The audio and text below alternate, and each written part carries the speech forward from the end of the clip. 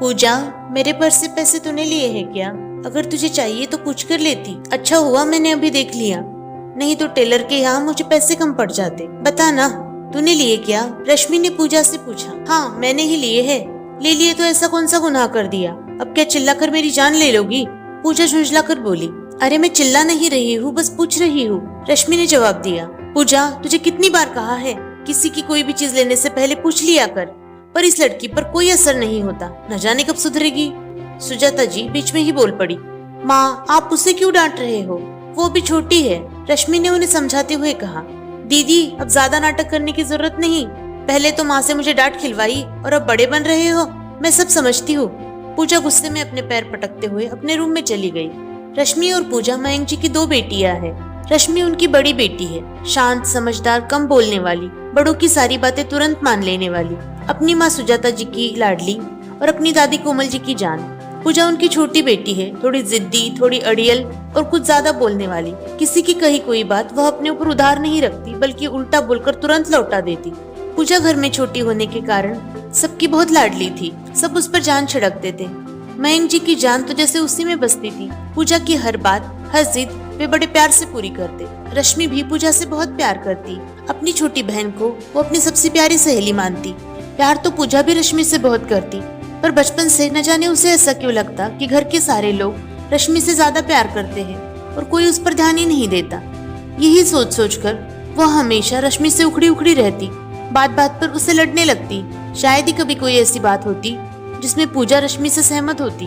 कुछ दिनों पहले ही रश्मि की शादी तय हो गई थी और अगले ही महीने उसकी शादी होने वाली थी। मयंक जी और सारा परिवार शादी की तैयारी में जुट गए थे। जॉब से ज्यादा छुट्टियां ना लेनी पड़े और शादी भी ठीक से हो, यही सोचकर मयंक जी ने शादी का सारा इंतजाम एक वेडिंग प्लानर को दे दिया था। शादी भी वेडिंग हॉल से होने वाली थी। उन्हें बस शादी के कपड़े और घर के छोटे बड़े इंतजाम करने थे। अपनी बेटी की शादी में कोई कमी ना रहे, इसका वे खास ध्यान रख रहे थे। मयंक जी और सारे घर वाले शाम की चाय पी रहे थे। पूजा भी बैठकर टीवी देख रही थी कि रश्मि घर के अंदर आई।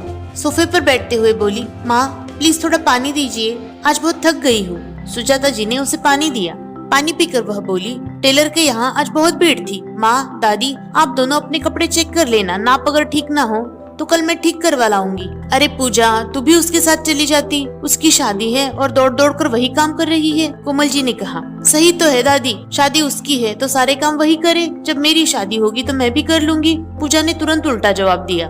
उसकी बात सुनकर कोमल जी उसका मुंह ताकने लगी। और हाँ पापा, दीदी की शादी में इतना खर्च मत कर देना कि मेरे लिए कुछ भी ना बचे। पूजा ने एक और चौका मारा। अरे ऐसा नहीं होगा बेटा, तेरी शादी तो मैं इससे भी धूमधाम से करूंगा, तू तो मेरी लाडली बेटी है। मयंक जी प्यार से बोले। पापा, इस घर में सिर्फ आप ही मुझसे ज्यादा प्यार करते हैं, दादी और माँ तो बस दीदी से प्यार करते हैं। देखना, दीदी के ससुराल जाते ही इस घर में सिर्फ मेरा राज होगा, सब बस मुझसे ही प्यार करेंगे। क्यों, सही कहा ना मैंने? पूजा इतराते हुए बोली। उस घर से जाने की बात सुनकर रश्मि की आंखें भर आई और वह अपने कमरे में चली गई। देखते ही देखते दिन गुजर गए। शादी का दिन आया। शादी के जोड़े में रश्मि बहुत सुंदर लग रही थी। माँ और दादी ने उसकी नजर उतारी। बहुत सुंदर लग रही है मेरी लाडो, किसी की नजर ना लगे, दादी बलाइया लेते हुए बोली। पूजा उन तीनों को देख रही थी। झूठी तारीफ मत करिए दादी, मेरी छोटी तो मुझसे भी प्यारी लग रही है, रश्मि पूजा को देखते हुए बोली। रश्मि के मुँह से अपनी तारीफ सुनकर पूजा बहुत खुश हुई। शादी की सारी रस्में पूरी हुई, बारात भी चली गई। मयंक जी परिवार के साथ घर आए। सभी बहुत थक गए थे, सोने के लिए अपने अपने कमरों में चले गए। पूजा भी अपने कमरे में गई, फ्रेश होकर बेड पर लेट गई।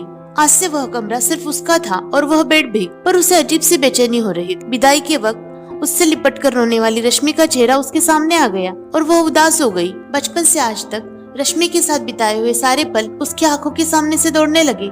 उसका मन भर आया, उसकी आंखों से आंसू बहने लगे।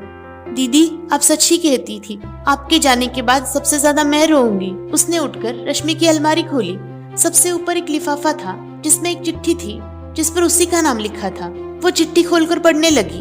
प्यारी छोटी, जब तू ये चिट्ठी पढ़ रही होगी तब हम दोनों साथ नहीं होंगे। तुझे हमेशा मुझसे शिकायत रही है कि सब मुझसे बहुत ज्यादा प्यार करते हैं और कोई तेरा ध्यान नहीं रखता। अरे पगली, पर तेरी दीदी तो सबसे ज्यादा तुझे से प्यार करती है। मेरी हर चीज तुझे हमेशा बहुत अच्छी लगती थी।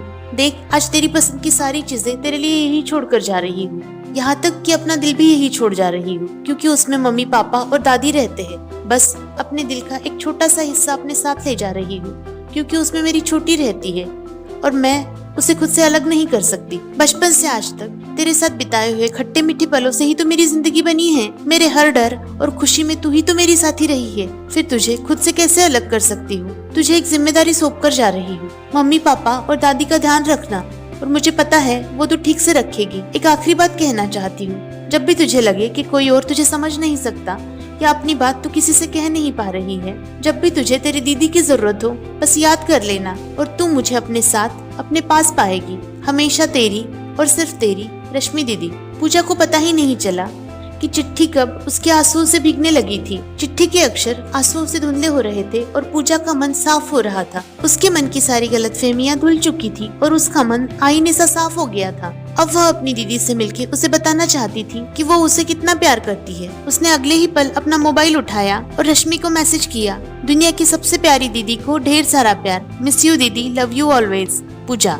इस कहानी में पूजा के पास इतना वक्त था कि वो अपनी बहन से अपने दिल की बात कह पाई, पर कई बार हमारी जिंदगी में भी ऐसा हो जाता है। एक छोटी सी गलतफहमी से हमारा कोई अपना हमसे दूर चला जाता है, रिश्ते में दरारें आ जाती है और हमारे अहम के चलते हम कोशिश भी नहीं करते कि हम उस रिश्ते को सुधारें या उनसे बात करें। अगर आपकी जिंदगी में कोई ऐसा है जो आपसे रूठ गया है या आपसे दूर हो गया है, तो कोशिश करिए कि समय रहते आप उसे मना ले। ऐसा न हो कि वो आपसे इतना दूर चला जाए कि आपके पास उसे मनाने का या उससे बात करने का समय ही न रहे। कहानी के बारे में अपने विचार कमेंट्स में बताइए।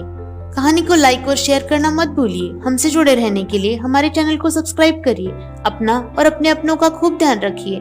खुश रहिए, खुशियाँ बांटते रहिए। राम राम।